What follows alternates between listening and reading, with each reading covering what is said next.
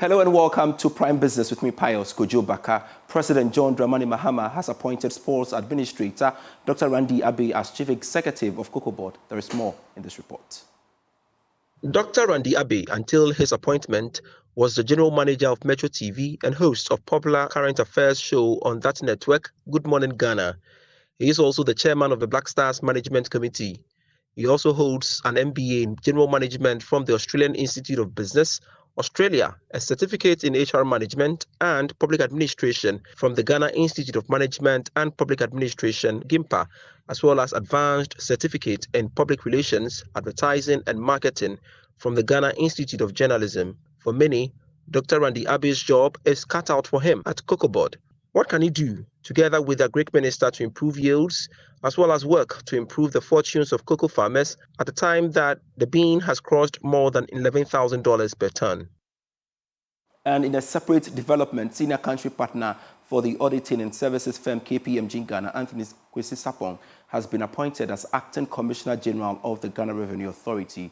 His core responsibility is to support improving government revenue mobilization, and the appointment falls in line with President John Mahama's resolve to promote efficiency where there is to cancel some tax handles, including the Electronic Transaction Levy, e-levy, and Burton levy.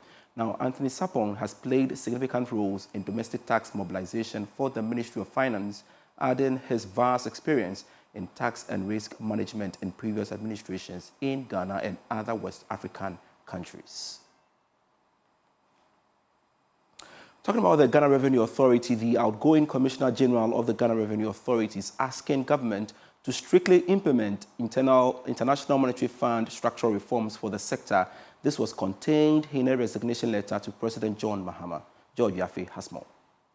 The outgoing Commissioner General of the Ghana Revenue Authority, in a letter to the President through the Minister of Finance designate, noted that she is stepping down after more than 5 years of service with the Ghana Revenue Authority. Madam Siam, in the letter, highlighted the contribution of the staff of the Ghana Revenue Authority in revenue mobilization and how their hard work has been able to help them to consistently meet the revenue target on a monthly basis in recent times. On revenue mobilization going forward, the outgoing commissioner noted that whoever takes over should try and stick to the IMF proposals on how to effectively mobilize revenue going forward. She added that this should include the Integrated Tax Administration System, as well as the Taxpayer Data Cleaning Initiative. Madam Siam also disclosed that a detailed report on the way forward when it comes to effective mobilization of revenue will be submitted to the Finance Minister to deal with these challenges going forward. Madam Siam disclosed that a detailed report would also be submitted to the Minister of Finance on the way forward and how the country can raise the required revenue to finance its expenditure. More on revenue, the Kumasi office of the Customs Division of the Ghana Revenue Authority has surpassed its revenue target for the 2024 fiscal year, amassing over 450 million cedis in the Ashanti region. There is more in this report.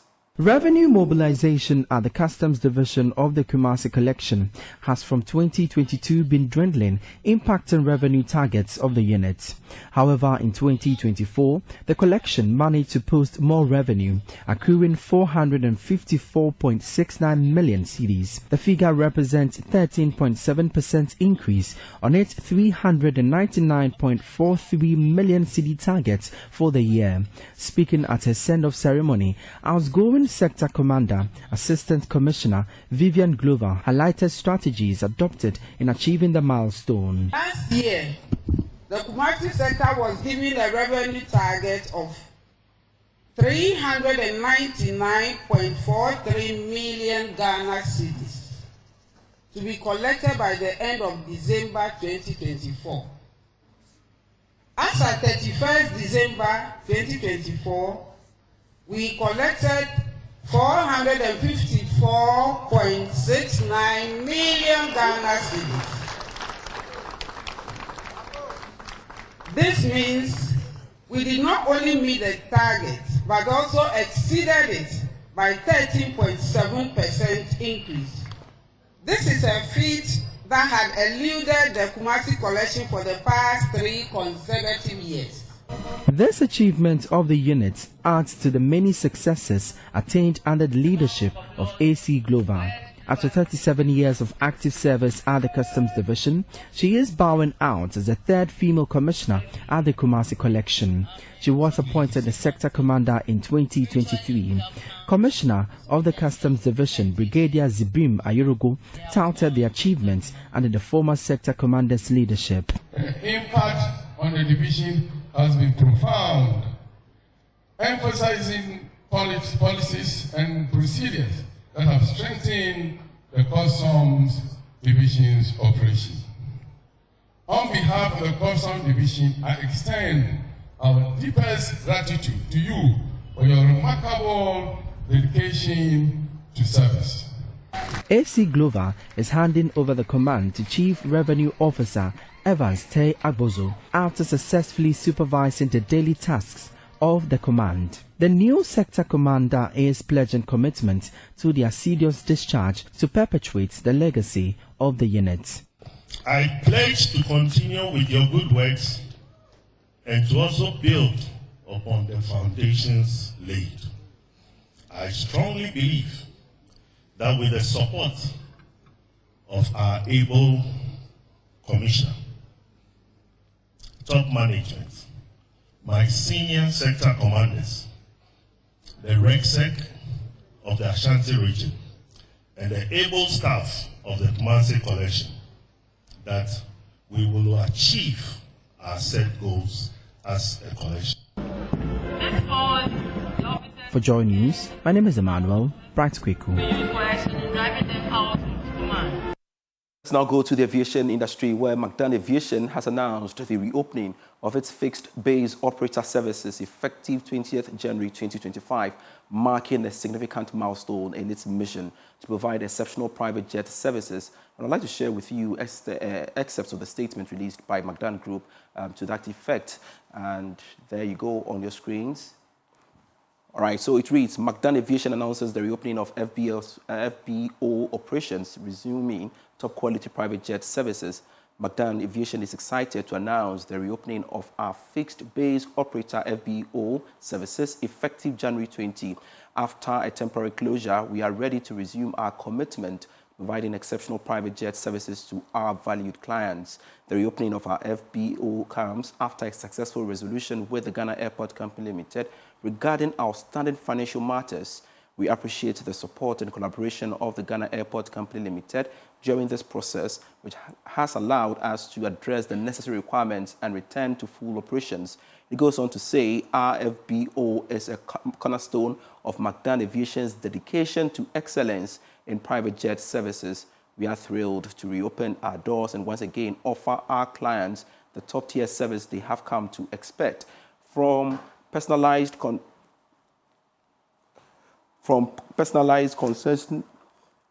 services to state-of-the-art facilities, we are committed to ensuring a seamless and luxurious travel experience. Key features of our FBO services include: 1, luxury lounge access. Enjoy our comfortable and well-appointed lounge designed for relaxation and privacy. So it goes on to outline the services they intend offering, and we conclude by saying we invite our clients to experience the renewed excellence of McDan Aviation's FBO services. Our team is eager to assist with all your private aviation needs and to provide a seamless travel experience.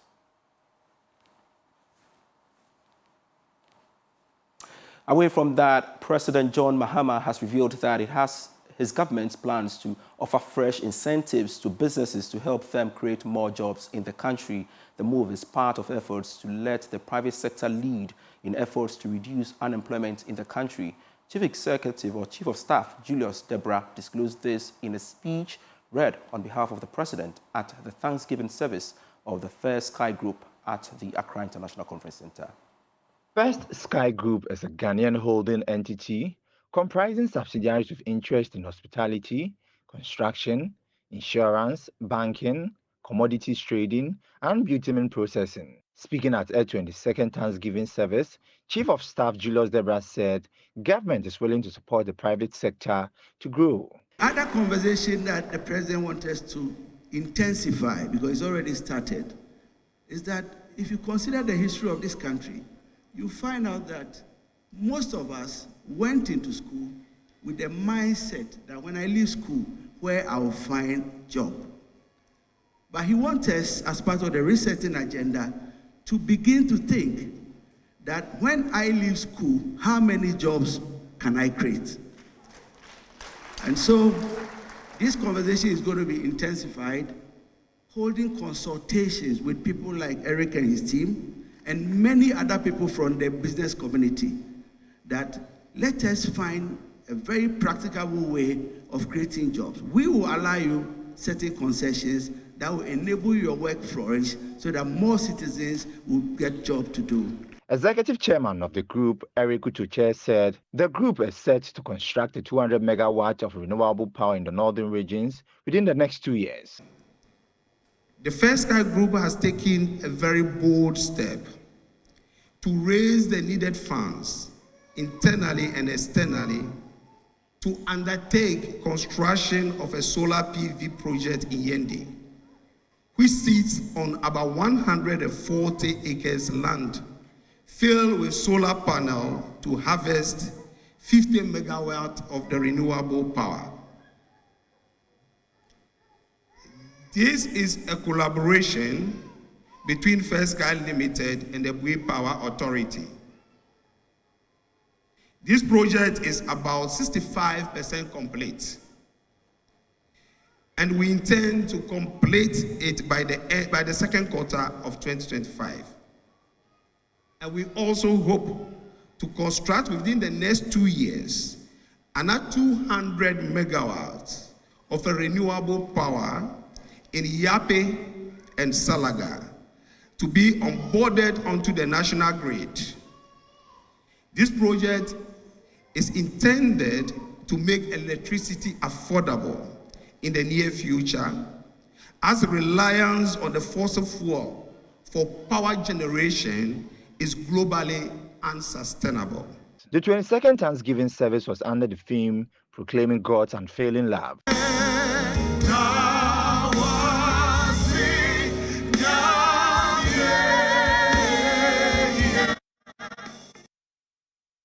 Chairman of the energy sector at the Ghana Association of Industries, Kwame Jantua, has called on the government to prioritize the energy sector, highlighting its vital role in fostering industrial growth and job creation.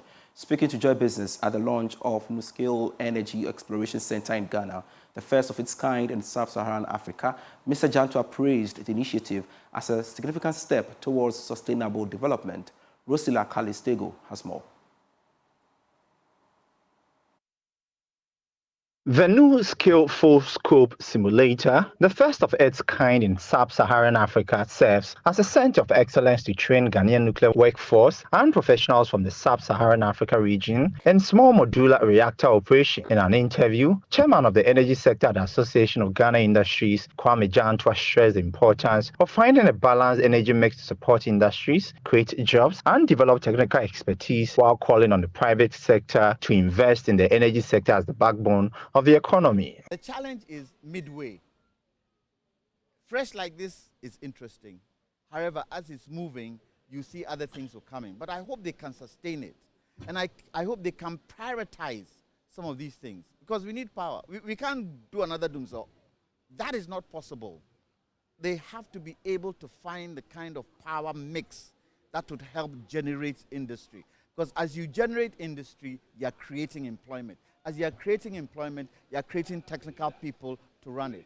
But the Ghanaian business sector too should be interested in some of these things and invest in some of these things. Our banks should be interested in some of these things and invest in it. Because without power, which is the backbone of everything we do in the world today, we have nothing. U.S. Ambassador to Ghana Virginia Palmer hailed the E2 Center as a milestone in Ghana's journey towards energy security and economic growth, emphasizing its role in training engineers and positioning Ghana as a regional hub for advanced nuclear technology. The United States is proud, really proud, to support Ghana in its pursuit of energy independence and economic growth. The E2 Center represents a leap forward in our collaborative efforts to enhance energy security and sustainability in Ghana. This state-of-the-art facility will provide invaluable training and career development opportunities for Ghanaian engineers and technicians equipping them with the skills and knowledge needed to operate and maintain advanced nuclear technologies. Head of the International Relations and Public Affairs at the Nuclear Regulatory Authority, Sheila Victoria Bomita, emphasized the new skill simulators role in training inspectors and advancing nuclear regulations in Ghana. For effective regulations, you are supposed to be competent. So this energy center, the simulator is going to help train the regulators or the inspectors as to how to effectively look out for what we want to see before we give authorization. Actually, you know, with Ghana, when it comes to passing regulations, you are supposed to work with the Office of the Attorney General and the Ministry of Justice before a lot of things can go through. So that's where we are now, and then we hope that very soon we can place our regulations before Parliament to be passed. The E2 Center forms part of the U.S. government's $1.75 million investment in Ghana's nuclear workforce development and represents a pivotal step in Ghana's energy advancement, offering training, growth, and sustainability opportunities. Rusilla Calistego's report read to you. Everybody, you're still watching Prime Business with me, Pius Kojo Baka. We have more for you after this break. Hello, welcome back to Prime Business. Ufresh Company Limited, manufacturers of Ufresh assorted drinks and Keep Fit Water, has stated its resolve to drive socio-economic development through employment creation, social responsibilities, and more. Speaking at a ceremony to introduce actor James Gardner as its brand ambassador, Theresa Deng, general manager of the company, explained that Ufresh will continue to offer affordable products at premium quality prices. There's more in this report. Unveiling of James Gardner as brand ambassador for Ufresh marks a new beginning for the beverage brand. The brand aims to expand its reach to become the preferred beverage choice in every Ghanaian household. It offers assorted products for various age groups, making it suitable for every event. Theresa Deng, the company's general manager, highlighted Ufresh Company Limited's resolve to offer affordable products while it contributes to the country's socio-economic development. We provide quality product with very affordable price in the Ghana market, and at the same time try to do more social activity to help with the community, especially bring more job opportunity in Ghana here. We love Ghana, just like the way I always joke. I always joke that mini Chinese ni mini Ghana ni. I'm Friday born. I love Ghana, and the Ufresh also love the Ghana, all the Ghana people. Everybody is very friendly and they like our product. So through this program, we hope that more people get to know our brand and then join us to buy all the products such as soya milk, such as the Keep Fit water, and then also the soft drink, the juice drink, even the kids' juice drink. She explains why James Gardner was chosen as brand ambassador. This is the first time for the Ufresh brand to do such a public, activity to let the people know that we are here in the market. Ufresh, actually, we have been here for such a long time, more than a decade. But now we are coming here with Mr. James Gardner. Through him, we hope that we can push for the sales. The thing is that we found that Mr. James Gardner, his image is very refreshing, very, very refreshing. So it really it's just like our image, our brand, Ufresh. On his part, James Gardner expressed delight about the ambassadorial deal and pledged to leverage his influence to push the brand. I like the fact that they put their hope and their trust and belief in me that they can use me to sell the product. And I will do everything well within my power to make sure that I sell the brand very well. It's for everybody. You know, it doesn't target any class or audience in particular. The fact that it cuts across means that you're reaching a lot more people, and it goes both ways. It helps me, it helps them as well. So I couldn't be more excited. The ceremony brought together distributors and partners of Ufresh Company Limited.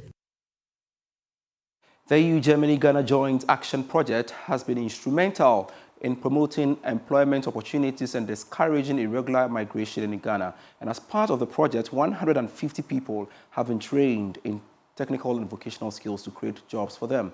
The following report has more. The initiative aims to build the capacity of key stakeholders, including the Ministry of Employment and Labour Relations and its affiliated Labour Department, to serve as the cornerstone of employability and reintegration efforts. In the past 2 years, The project implemented the technical and vocational education and training known as the Jumaye programs targeting unemployed youth in the Bono East, and Afo regions. The intervention provided skills training and startup tools to enable beneficiaries to establish sustainable businesses, contributing to the region's economic development. Andrea Berden is the head of Ghanaian European Center for Jobs, Migration and Development at the GIZ Ghana. Yes, under the Jobs Migration Development Program, GIZ with the Sparkassen Foundation and the Labor Department was organizing trainings for people to become self-employed with small businesses in some fields like hairdressing, catering, whip making, electrical, mechanical. So here in the Greater Accra region we have 151 people. In our 5 regions where we have done this program, it's 500.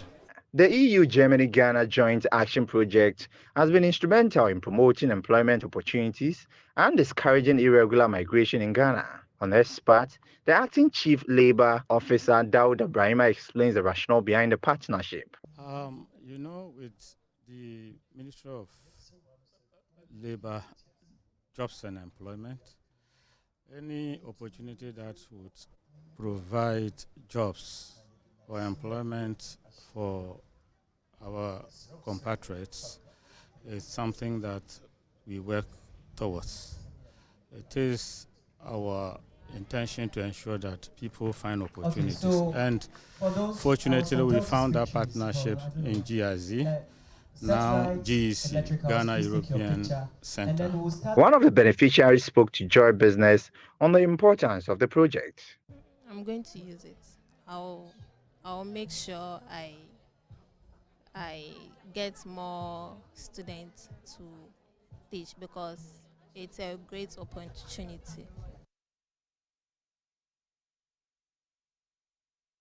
And that's all for Prime Business. I am Pius. Kojo Bakar Razak comes up shortly with Prime Sports.